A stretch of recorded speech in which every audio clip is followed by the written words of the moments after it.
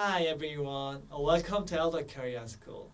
Today, in this lecture, we will have a time to see Korean basic postposition that you guys must know for sure to learn Korean language. Let's start. In Korean, there is a particle which is said as postpositional particle, which is not in English actually. Postpositional particle does not have any meaning, but it used to describe subject, objective, place, and time. You guys might still think, what is that? So I will explain this more deeply from now on. In English, when you need to explain or describe subject, we can simply just write or say subjective in sentence. For example, in these three sentences, pencil, I, and the puppy are subjective and we know that this is subjective and we could use it alone in the position of subjective in sentences. However, in Korean, we have to write or speak subjective with the postpositional particle.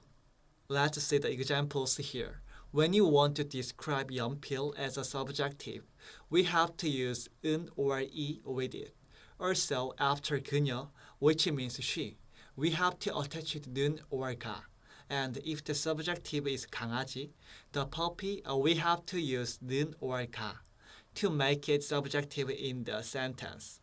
So the nouns such as pencil, she or puppy that we saw previous example, we have to attach a postposition such as 는, 이가 to make it a subjective in the sentence. So do you understand it now? It could be hard to learn postposition because it's not familiar. However, if you become familiar with it, you can easily clarify what is subjective or adjective in sentences. Thus, you could understand the particles in sentence easily and you will make sentence easily.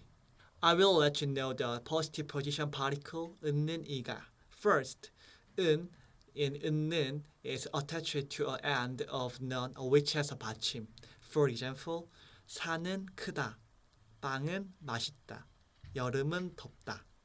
는 is also attached behind of the nouns that has no 받침.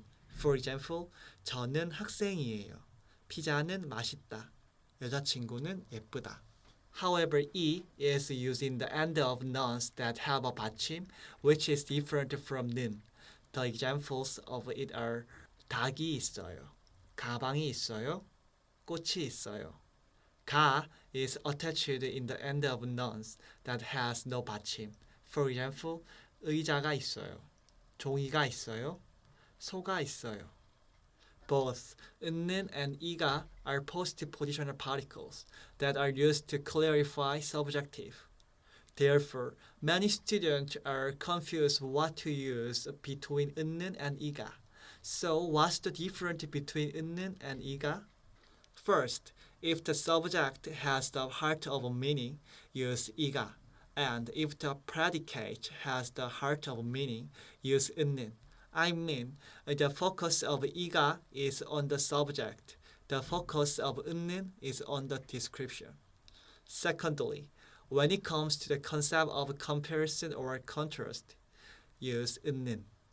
Lastly, when the sentence is an objective description, use 이가. And when the sentence is a subjective description, use 은는. In fact, many times it's not necessary to distinguish between the two because of the small difference in uses.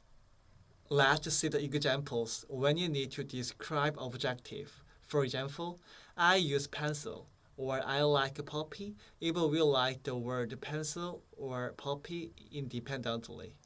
It could be used as objective in the sentence. Also, if there is a sentence that says she loves me, and as we can see me changed from I can be an objective. However, in Korean, we have to use postpositional particle such as 을 to make noun to an objective.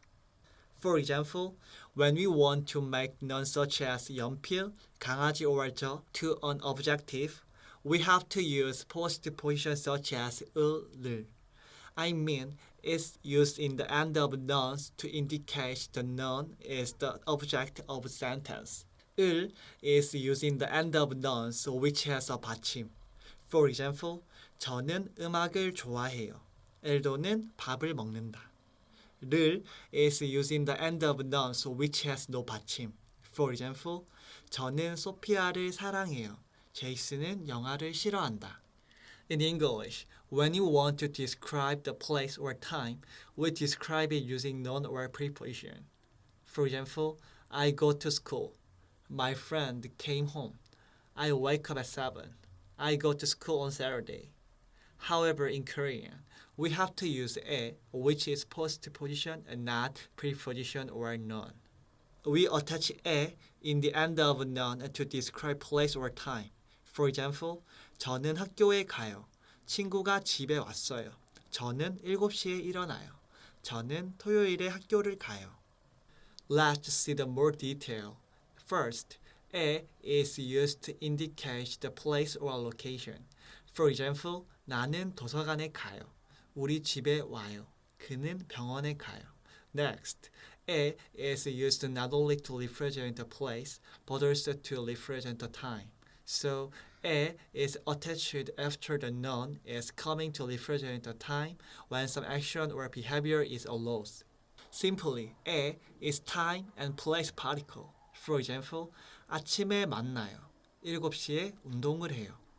월요일에 와요. Like in here, 에 is a particle that represents the time and the place. There is one more postposition 에서 that can be used to describe place. 에서 attached to a noun to indicate that the location where the action takes place. It has a similar meaning with at and from in English. For example, 저는 학교에서 공부해요. 카페에서 커피를 마셨어요. 그는 공원에서 운동했어요. 집에서 밥을 먹었어요. There are two postposition 에 and 에서 that can be used to describe place. What are their difference? Simply saying, 에 is used to describe place and it mostly comes with the verb 가다, 오다, 있다, 없다. However, 에서 is used when you want to describe place that some behavior or situation is occurred. For example, 에 is using the sentence something like 학교는 부산에 있다. 부모님은 집에 가요. 에서 is used to describe place that some behavior or situation is occurred. For example, 우리는 도서관에서 만났다. 아이들이 운동장에서 축구를 해요. 빵을 시장에서 샀다. So far, we learned the basic postpositions in Korean language, such as 은는, 이가, 을을, 에, and 에서. Because what I teach you today was a simple version. If you still confuse some part of this lecture, please see my other tutorial videos that explain postposition more deeply. Thank you for tuning in and see you again in the next video. Bye!